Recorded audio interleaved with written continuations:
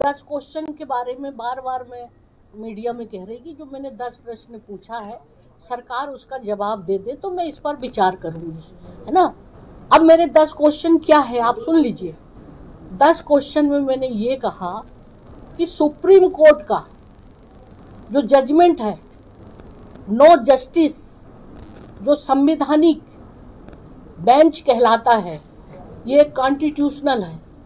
उनने एक जजमेंट दिया था कि डॉक्टर इंदिरा साहनी का जो जजमेंट के आधार पर कहा कि 50% से ऊपर नहीं होना चाहिए आरक्षण, और यदि करना है तो ऐसी असाधारण परिस्थिति क्या है, चाहे एससी के लिए, चाहे एसटी के लिए, चाहे ओबीसी के लिए, उनका सामाजिक, आर्थिक, शैक्षणिक पिछड़ापन, ये तमाम सारी चीज़ों को आधार पर ही आप बढ़ा सकते हैं। आपको मालूम होगा कि यही केस 58 को लेकर जब 2012 में बढ़ा तो लोग कोर्ट में पहुंच गए कि ये 58 हुआ और हमें कुछ लोगों को कहा कि हमारा आरक्षण कम कर दिया, ये सारी बात हुई। तो हाई कोर्ट ने पूछा कि डॉक्टर इंदिरा साहनी के जजमेंट जब सुप्रीम कोर्ट ने कहा था कि 50 से ऊपर नहीं करना चाहिए, आप हमें बताइए कि क्या ऐसी परिस्थिति आई, ऐसा क्या डाटा है आपके पास एससी का, एसटी का और ओबीसी का। तो ये सारा तमाम जो जानकारियाँ इन्होंने दिया, तो इससे हाई कोर्ट ने इस चीज़ को नहीं माना कि ये इस तरह की जो डाटा है हम इससे सहमत नहीं हैं। तो ऐसी परिस्थिति को देखते हुए सुप्रीम कोर्ट का हवाला देते हुए जो जजमेंट सुप्रीम कोर्ट ने दिया था डॉक्टर साहनी को, उसको 50% से ज़्यादा अगर है तो उसकी परिस्थितियां, और वो परिस्थितियों को इन्होंने डाटा के रूप में सरकार ने प्रस्तुत नहीं किया और उसको अवैधानिक कर दिया।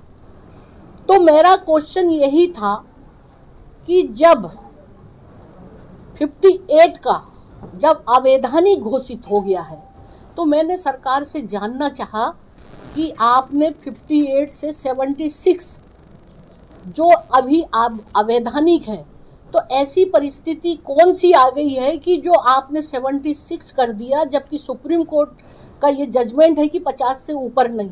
तो क्या मेरे लिए ये जानना जरूरी नहीं है, जिस तरह से अवैधानिक 58 हो गया है तो कल को ये मामला निश्चित रूप से कोर्ट में जाएगा और फिर वैसी स्थिति हो जाएगी।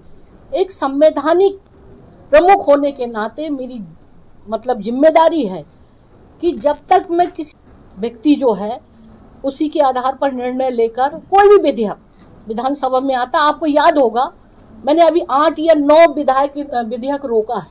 ऐसा नहीं है, ये हमें कॉन्स्टिट्यूशनल पावर मिला हुआ है कि या तो मैं इसको अपने पास रखूं या वापस कर दूं या राष्ट्रपति को रिफर कर दूं। अब मैंने ये अध्ययन कर ली, इसमें किसी भी तरह का कोई प्रेशर या दबाव की जरूरत नहीं होती है। मैं इस संविधान में गवर्नर ही एक संवैधानिक नियम प्रक्रिया के तहत ही उसमें निर्णय लेता है। तो कुल मिला के ये तमाम सारी चीज़ों का मैं वेट कर रही हूँ। जवाब पेश कर दिया गया, मुझे अभी मैं भेज दिया है। अब मैं देखूंगी, क्योंकि आज छुट्टी पड़ गई, मेरे पास तो आया नहीं। वो जवाब देखने के बाद भी मैं ये देखूंगी कि ऐसा नहीं कि 4 लाइन का 10 लाइन का पत्र लिख दिया और हमने जवाब दे दिया। मैं जो डाटा मांगा है और क्वांटिफाइबल डाटा और जितने भी लीगल उस पर भी मैं विचार करूंगी, तभी इस चीज़ के लिए मैं विचार सोचूंगी कि इसमें साइन करना है या नहीं करना है, क्या करना है। और ये तमाम चीज़ों को मेरा अपने है, इस मामले में मैंने पहले ही आपको समझा दिया। सीएम साहब ये कह रहे हैं कि ये कानून के तहत है। मैंने कहा कि कोई भी चीज़ करना चाहती हूँ, लेकिन जो विधेयक में जो प्रश्न कोर्ट का मामला है, सुप्रीम कोर्ट में मामला अगर सीधे सिंपल वाला होता तो नहीं।